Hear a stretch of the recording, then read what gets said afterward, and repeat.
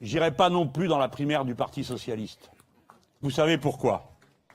Par loyauté. Par loyauté. Je ne participe qu'aux élections pour lesquelles je suis prêt à me soumettre aux résultats.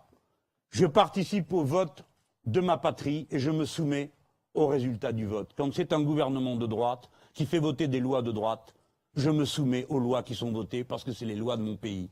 Même si je continue à protester contre elles, même si j'agis avec mes camarades dans la rue pour pas qu'elles s'appliquent. Mais je les respecte. Je n'irai pas dans une élection dont je ne suis pas prêt à respecter le résultat.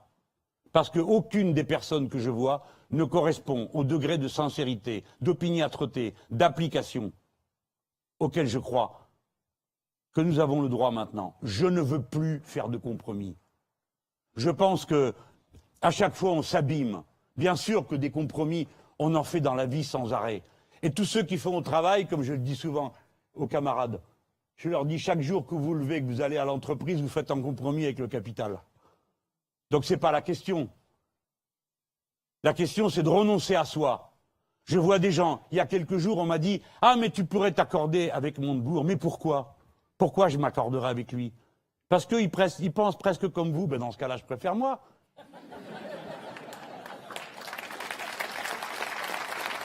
Parce que c'est quoi le presque? C'est quoi le presque?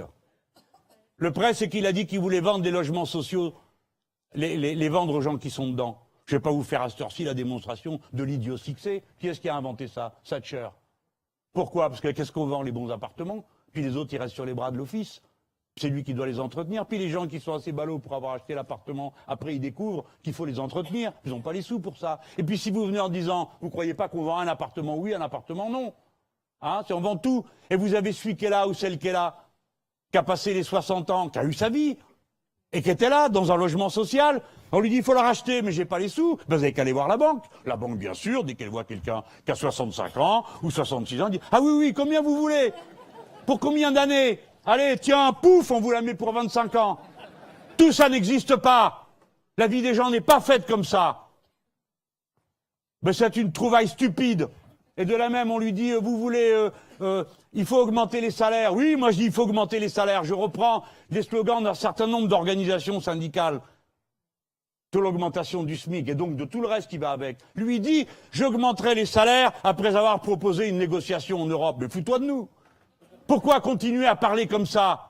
Dis, je ne peux pas, je ne veux pas, ça n'est pas possible. Dis-le franchement, dis-le ouvertement aux gens. Et les gens sont capables de comprendre si tu as de bons arguments pour le dire. Pourquoi tu leur mens? Pourquoi tu dis oui pour dans le reste de la phrase dire non? C'est de tout ça dont on meurt. Assumez ce que vous voulez faire. Dites comment vous allez le faire. Réfléchissez-y.